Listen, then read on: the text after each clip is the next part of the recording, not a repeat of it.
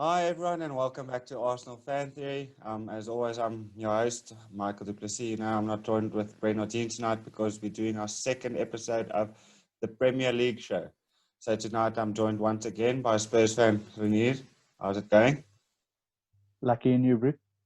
No, it's always good, obviously after such a week that Arsenal has had, I don't have too much to complain, but we always seem to mess things up. So for now, I'm happy. Yeah, so I thought let's just jump off with the news coming out of the FA Cup. It's going to be an all-London final. It's going to be Arsenal and Chelsea, and to me, it's becoming a bit of a trend to see those two play in a final once again. I'm hoping for not more of the same of the last season's Europa League final and more like the 27 FA Cup final where Chelsea actually lost to Arsenal on that occasion, and we were crowned the champions that season. So, what are your thoughts on the final, Renier? That's going to be an interesting game to watch. I think both teams are in great shape at the moment. Some great confidence coming from both sides. I think after the week that Arsenal has had, it's absolutely immense. I mean, full kudos to them on how they've played, beating Liverpool, having a great weekend as well. I think things are really starting to shape up for Arsenal. In terms of the Chelsea aspect of the match, it's going to be tough.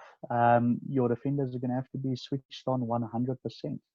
I mean, if you look at what they're currently doing with their attack in terms of Pulisic, that's in immense form. That guy is absolutely on fire. And then also, Giroud scoring some goals. Mason Mount coming in with some great assists, and obviously Willian being the live wire he always is. So your defenders are going to have to be sharped up. But I do think on the type of counter-attacking football that Arsenal is playing, it should be a brilliant game. No, I completely agree with you, Renier. And one thing that keeps popping up in my mind, it seems like the Arsenal and Chelsea squads are starting to become a perfect blend, of experienced players and great young talent coming through for the next generation, And not only that, it's two new young managers still trying to instill their ideas onto the club, their values, the type of style they want to play. Lampard's already spending quite a few money to actually go after the players that he wants.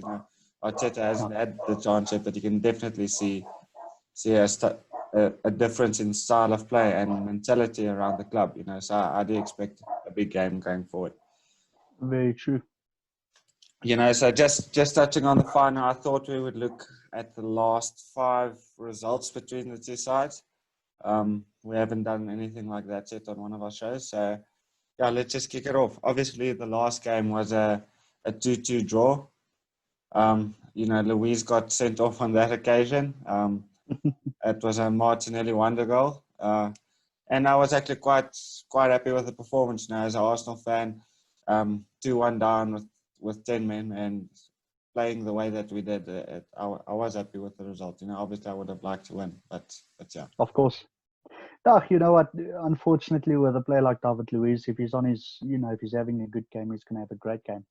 If he has an off day, it's an absolute shambles. So I hope for Arsenal's part that David Luiz could actually pitch, for the game. He's not been too consistent when it comes to the big games. I do think that every time he comes into a big situation, as a final or a semi-final or whatever the case may be, he's always just pitched whenever he likes. So if he could come into that game with a great mentality, you guys could actually have a great game because he does have the potential to be that pillar on the defensive side for Arsenal. And I do think it could have been different. The other thing is Martinelli scoring a great goal for the previous game for you guys. I see he's injured at the moment. I don't know if he's going to be, fit for the game coming. I don't necessarily. It looks think like he's so. out for the rest of the year. So yeah. It's quite sad, to be honest. But nonetheless, if you look at the type of depth that you guys have in attacking at the moment, it should be quite interesting. Lacazette and Alba's on great form. Saka's doing brilliantly. And it does seem like Pepe is also getting some shape. Yeah, well, like I said, I think it's going to be a real exciting match. I'm actually excited to see what type of teams we pick for the match. If it's going to be a blend of the experience and and the youth, but or both managers going to go for what they feel their best starting 11 is on the day? Well, they both would obviously want to win the title, you know. So I think it's going to be more or less than the strongest 11 that they can. It's going to be a good one, especially with the type of managing that both managers are bringing. I mean, as you said, you touched on the fact that it's two young managers, you know, that's pushing their style of play currently, and it is working for both of them. So it could go either way. It's for the first time in a long time you actually can't say, listen, this is the team that's going to win and this is the underdog. It's actually a precise fit. Yeah, well, look, if I go to the four previous stats prior to the 2-2 draw, it doesn't make too good reading for Arsenal fans, you know. Chelsea has had the upper hand over the past few games, you know. We take a look at the 29 December match, last year, 2019, and again, it was when Arteta just started, you know, and I feel we played really well in that game. We were 1-0 ahead, but then we let it slip, you know, what Arsenal does quite a lot. We lost our focus, and, you know, Chelsea capitalized, and they ended up winning us 2-1. And then before that, it would be I think it was the Europa League final. Was the one before that, is when it was not a good night for Arsenal at all. You know, we had high hopes of getting back into the Champions League through the Europa League, but that was very short-lived as soon as the first whistle blew. You know, Chelsea beat us 4-1.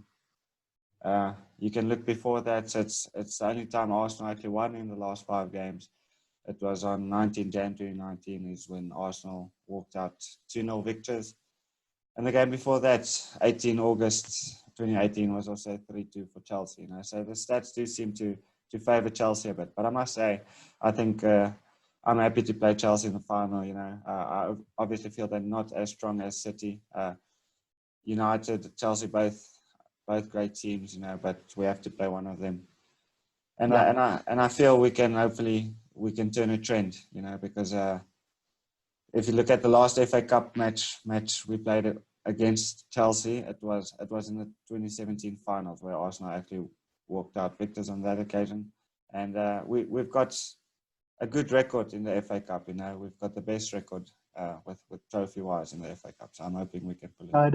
It is going to be quite a good game. You just have to keep in mind as well that if you look at the previous stats with regards to, let's say, for instance, the Europa League final that you guys played against them, different manager, different players. Hazard was still playing there on his peak form.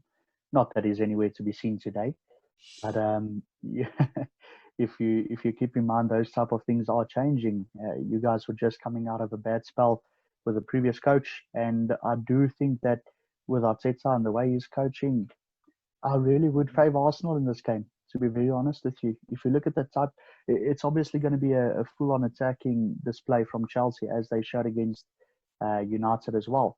So it'll be a full-on attacking display from them, but the counter-attacking that Arsenal possesses could just make the difference. But once again, it depends on who actually pitches for the game. Yeah, well, we can only hope for the best, you know, as an Arsenal fan. But yeah, let's move on. You yourself can't be too unhappy either. You know, it was just another great result for you guys against Leicester. Harry Kane's on red hot form at the moment. His second goal was a wonderful goal, you know, and it looks like they might seal that 6th spot. That's also a Europa League spot. You know, what do you think about that? Yeah, it doesn't seem like we should necessarily fall out of the top 6. I think we'll stay where it is. We are at this moment about 2 points clear of Wolves. So if we could just keep our bearings and just keep on doing what we're doing. I don't know what Mourinho told the players. I don't know how he's actually started to transform them, because the last time we actually spoke about Tottenham, they were in a slump, which were about 2 weeks or so ago. So he really managed to turn things around. I know it's just short term. However, if we can keep this type of momentum, maybe do something in the Europa League, we could actually have a great year next year.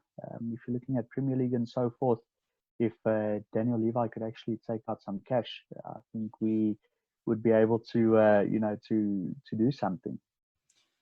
Yeah, well, look, Mourinho's he's a proven winner, you know, even though I didn't want him as our manager, and I was quite glad you guys took him.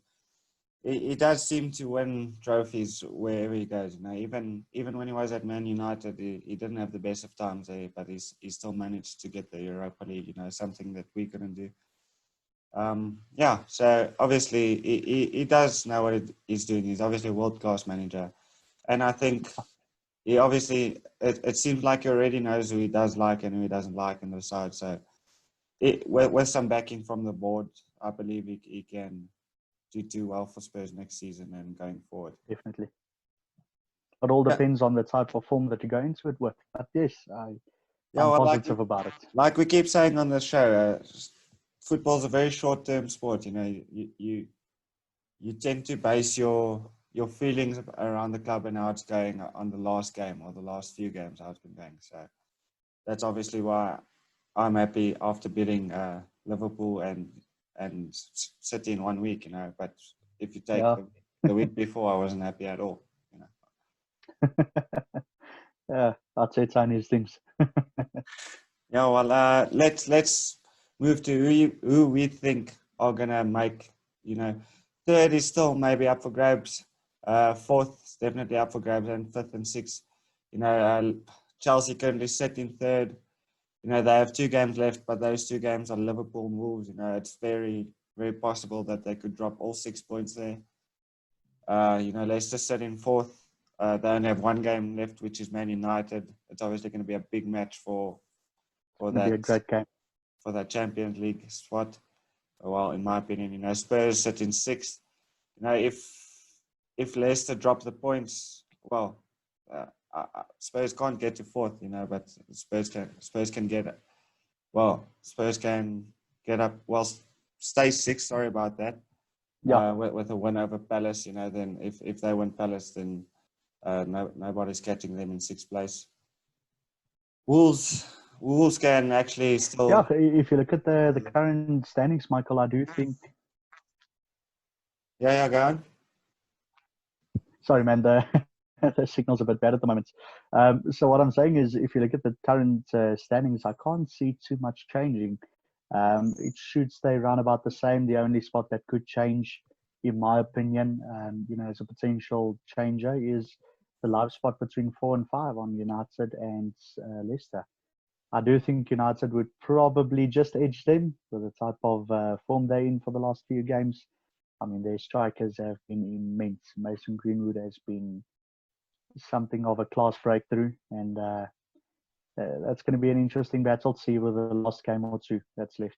So you think United's going to grab that 4th spot? You know, I actually agree with you that I think things are going to stay more or less the same because obviously mathematically there can quite a few changes still be made. But I don't think it's going to happen. You know, I think Spurs would hold on against Palace the way they've performed now over the last few weeks as well. United, like you mentioned, is on red hot form, but I can actually see them maybe overtaking Chelsea into 3rd place. You know, because Liverpool and Wolves are going to be big games. You know, obviously Liverpool are the champions. They're always difficult to play against, and Wolves, they're also going to try and be fighting around for that Europa League spots. You know, so they're also going to come out fighting. So I might actually expect to see a change. United going 3rd, and actually Chelsea and Leicester battling out for that 4th spot. But I do think that Leicester will probably miss out and end up in 5th. It would be a sad day, but I do think it's a possibility, definitely. You know, it's I don't know if it's such a sad day. You know, obviously, I'm not the biggest Man United and Chelsea supporter, but you know, Leicester, if they don't play Champions League football, yeah, I can see things not going as well for them next season. I can see because they've got some big players, you know, that would want to play Champions League football, so they might look to move in different directions. You know, let's go on to the next topic. You know, it's big news from the championship coming through as well. Leeds have been crowned champions and they've obviously been promoted. You know, what do you expect to see from Leeds next season? Yeah, I feel that I've never been a very big Leeds fan, to be honest. Don't necessarily like them too much. I am not a great fan of Bielsa. I know he's a brilliant coach, and you know I've got a lot of respect for him with regards to what he's managed to accomplish in his career. Um, However, I'm not too big of his, his way of doing things. If you look at the manner in which he coaches, in terms of the whole speculation and everything that went on about sending spies and so forth, it's funny story if you think about. I'm just not a fan of that type of work. So I feel there's a very big hype going around with regards to Leeds and the new season that they're going into, but I don't expect to see too much from them, to be honest. Well, I think obviously the whole Leeds would disagree with you. No, they seem to be a very big fan of Bielsa. And like you said, he's been lauded by many, many managers before as actually being the best manager in the world. I actually know Pep Guardiola and Mikel Arteta has come out and say that before. There's been quite a few other managers, but I can't remember them right now.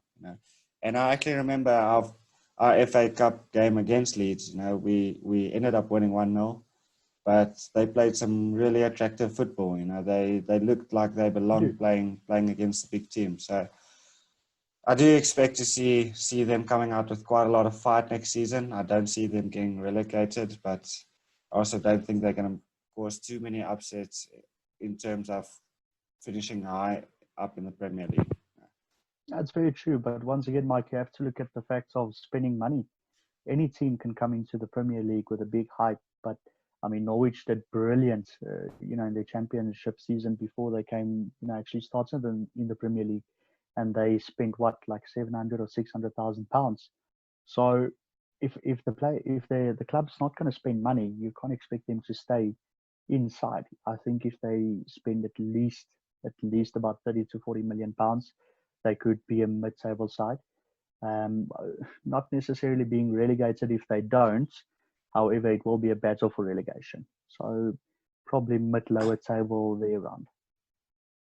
Yeah, well, you look at spending, per se, Aston Villa are a great example. They spent over 100 million pounds in the transfer window when they just got promoted, and it doesn't seem to have worked out for them. So I agree that they do need to spend money, but if you don't spend your money wisely, it's not going to work. With a few good loan signings, even or a little bit of uncut gems. We turned Guendouzi from a 7 million player to probably a 30 million player in the space of 2 seasons.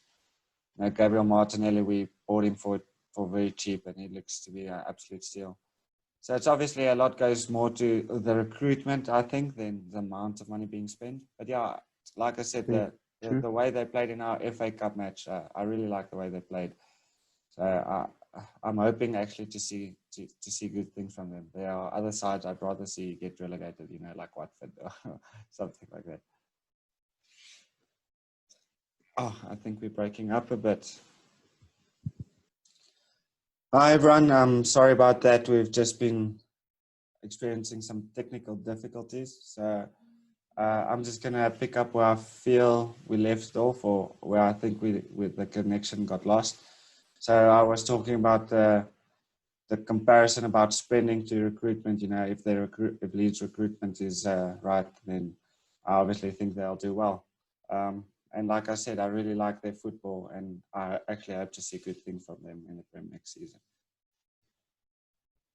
Yeah, they should keep things interesting in the league. I think if as you said, recruitment's going to be key. So if they do recruit well, you should probably see a Wolves type of side within Leeds. That type of fire. It's not an easy game to go and play at the Molineux. So it could be that type of vibe that you do see coming through from Leeds. And you'd hope that's the case. But like I said, I'm not a big fan, so I wouldn't mind if they do get relegated. Yeah, well, okay. Let's move on to the next part, the last part of the show. Let's look at 3 games again, and then give our score predictions. For match week 37, I've picked out Liverpool and Chelsea. I think it's going to be a big match. Obviously, like I said, I think Chelsea is going to have to win this one if they want to end up third, and secure their safety in the top 4. But Liverpool's obviously going to come out fighting, even though they already won. Yeah, it's going to be an interesting matchup. In that game in specific, I would say I think Chelsea's going to pull it through. Liverpool just hasn't been on the ball since they got the title. I mean, the type of football they played, the rookie mistakes that they make, their heads are not there. It's already celebrating time, and I do think Chelsea should pull it through. It's just more important for Chelsea to pull it through. Well, I agree with you. It's probably a bit more important for Chelsea to pull it through, but I disagree. I think Liverpool's gonna win this one. Even though the results haven't been going their way and they have made some mistakes, they overall I feel they've been playing really good football still. Obviously they are a bit in vacation mode, having already won the title, but from what I've seen, they've played really good football. So I would probably go with the 3-1 win for Liverpool. What's your score prediction? Yeah, I'd rather go for a 2-1 to Chelsea. 2-1 to Chelsea. So just to remind you, it's at Anfield this match. It's all right. There's no crowd. All right. Like I said, Man U on red hot form. They obviously want to secure Champions League football, not only play Europa League football. So I think obviously they're going to come out firing. West Ham have been playing well. Their players have been scoring goals well. Mikel Antonio. And obviously with the win, they also definitely secure playing in the Premier League next season. And yeah, I expect them also to play with everything they got. They still got a point to prove to themselves, and their fans. Definitely. Yeah, if you look at a score prediction between United and West Ham, I do think that United will just have too much, in the tank for West Ham to handle. Apart from that, they need to play Champions League again. So I'd probably see United going through. They would probably beat it at about 3-0. Yeah, well, I agree with you that United is going to have too much for West Ham. Saying everything that I have, that West Ham's been on form and playing well. Man United have been playing very well. As long as Bruno Fernandes and Pogba partnership keeps up in the midfield, I can see them start winning a lot more games. So I'm going to go with another 3-1 win for Man United. All right, and then the final game is another big match, in Wolves' hope for Champions League or Europa League football. Well, obviously they're not going to end up fourth, but they're going for that fifth or sixth position. But I also feel they're going to have too much for Palace on this occasion. I'm not going to go with a 3-1 again. I think it's going to be a bit lower. I think Wolves would probably come out 2-0 is what I would say. No, I agree 100% with you. I think it'll be a 2-0 for Wolves. Shouldn't be too hard. Palace, they just haven't shown anything significant. I think without Wilfried Zaha, they've probably been relegation spots. He has saved a lot of games for them. So, yeah, probably a 2-0 to Wolves. That's actually another interesting topic that we can quickly touch on right before we end the show. Do you expect to see Wilfried Zaha in the Palace shirt again next season? Because I agree with you. If it wasn't for him, they would be struggling a lot more in the Premier League. Yeah, I think it's all going to depend on the club, meaning Crystal Palace now, because if you look at the previous signs of wanting to buy Zaha, I mean, there was a lot of teams actually in for him. Now, just keep in mind, Zaha is already turning 28. So he's not that young anymore, which means he's in his peak year already. He should have about 2 years of peak left, unless he's, one of those magnificent players that does actually over 30 keep progressing. So the type of valuation that Crystal Palace have put on him in the past 2 years that teams have tried to scoop him up was something in the region of 70, 80 million. So, it's a ridiculous amount of money. So I do think his age is counting a bit against him. Obviously, the form hasn't, the age hasn't done anything to his form.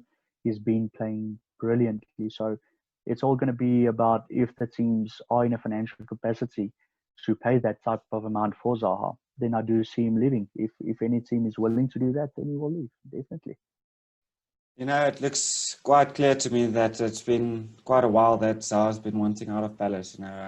He's been linked to Arsenal for quite a few seasons. he was actually one of the players that I would have liked to see in an Arsenal shirt, you know. But I'm actually glad we got Nicolas Pepe.